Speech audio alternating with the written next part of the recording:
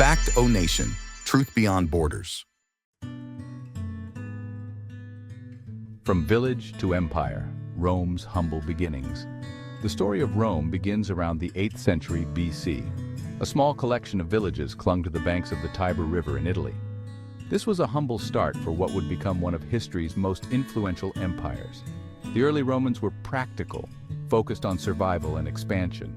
They farmed the land and built their city on 7 hills, a natural defense. Roman mythology tells of twin brothers, Romulus and Remus, who founded the city. Raised by a she-wolf, their story embodies strength and resilience. The reality of Rome's early days was likely less glamorous. It was marked by conflict with tribes and power consolidation. The early Romans developed a system of government known as the Republic. This system emphasized shared power and civic duty. From these beginnings, Rome expanded into a dominant Mediterranean force. The Roman Republic, driven by a combination of ambition and perceived threats, embarked on a period of sustained expansion. Roman legions, known for their discipline and effectiveness, began to conquer neighboring territories. Their success was not solely due to military might. The Romans were also shrewd diplomats, skillfully forging alliances and incorporating conquered peoples into their growing domain. One key factor in Rome's expansion was its military innovation. The Roman army was organized into legions, highly trained and disciplined units capable of adapting to diverse terrains and enemies. They employed advanced siege warfare techniques and developed sophisticated logistics to support their campaigns. This allowed them to project power far beyond their heartland. However, Rome's rise was not just about brute force. They understood the importance of consolidating their gains. Conquered peoples, while often required to acknowledge Roman authority and contribute troops, were often allowed to retain some level of self-governance.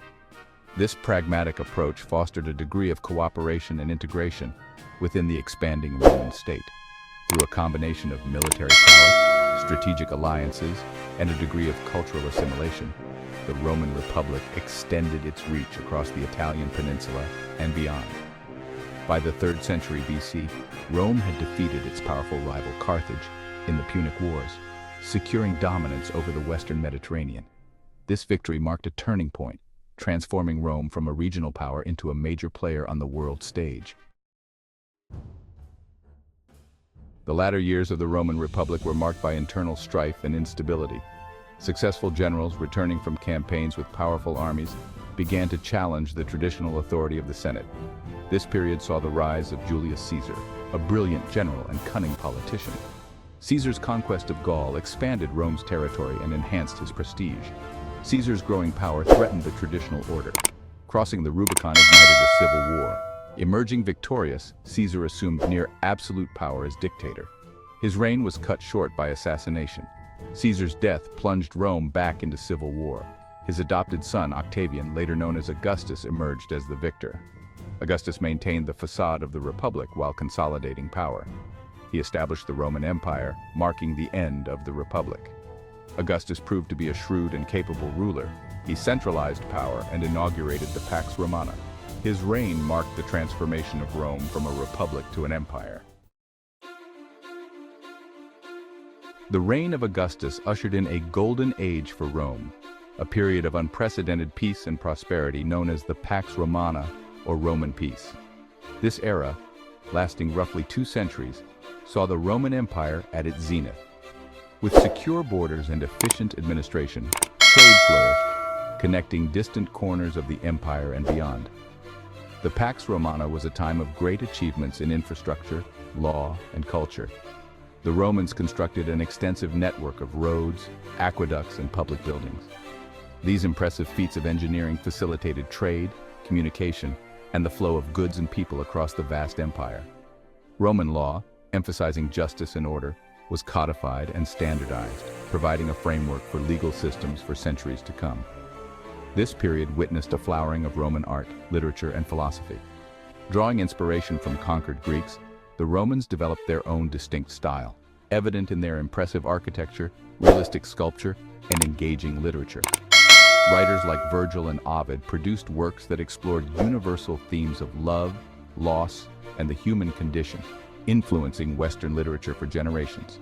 The Pax Romana stands as a testament to the organizational genius and administrative efficiency of the Roman Empire. It was a time of unprecedented peace and prosperity, allowing Roman culture and influence to flourish and spread throughout the Mediterranean world. This golden age, however, would not last forever. The seeds of decline, while not always apparent, were already being sown. The once mighty empire faced numerous challenges, including economic troubles, military defeats, and internal strife. This chapter explores the key events and factors that led to the fall of Rome, from the division of the empire to the barbarian invasions and the eventual collapse of the Western Roman Empire. As the golden age of the Pax Romana drew to a close, the seeds of decline began to take root. Economic troubles became increasingly apparent, with rampant inflation and a devaluation of currency weakening the empire's financial stability. Heavy taxation and corruption further strained the economy, creating a widening gap between the rich and the poor. Military defeats also played a critical role in Rome's downfall. The once invincible Roman legions faced numerous setbacks, struggling to fend off relentless invasions by barbarian tribes. The Visigoths, Vandals, and Huns, among others, chipped away at the empire's borders, sacking cities and plundering its wealth. The Battle of Adrianople in 378 AD marked a significant turning point, showcasing the vulnerability of the Roman military. Internal strife exacerbated these external pressures. The empire, once unified under a single ruler, was divided into the Eastern and Western Roman empires in 285 AD by Emperor Diocletian in an attempt to manage its vast territories more effectively. However, this division only served to weaken the Western Empire, making it more susceptible to external threats and internal power struggles. The rise of Christianity also played a role in the empire's transformation. As the new religion spread, it gradually eroded the traditional Roman values and practices that had long held the society together. The Edict of Milan in 313 AD, which granted religious tolerance to Christians, marked a significant shift in the cultural and religious landscape of the empire. The final blow came in 476 AD, when the Germanic chieftain Odoacer deposed the last Roman emperor, Romulus Augustulus, signaling the collapse of the Western Roman Empire. The Eastern Roman Empire, known as the Byzantine Empire, would continue to thrive for another millennium, but the Western Empire was no more. The decline and fall of the Roman Empire is a complex and multifaceted tale, a stark reminder of the impermanence of even the greatest civilizations. It stands as a testament to the myriad factors that can contribute to the rise and fall of empires, offering lessons that resonate through the ages. Although the Western Roman Empire fell, its legacy endured, influencing countless aspects of modern society, from law and governance to art and architecture. The story of Rome's decline is not just the end of an empire, but the beginning of a new chapter in human history.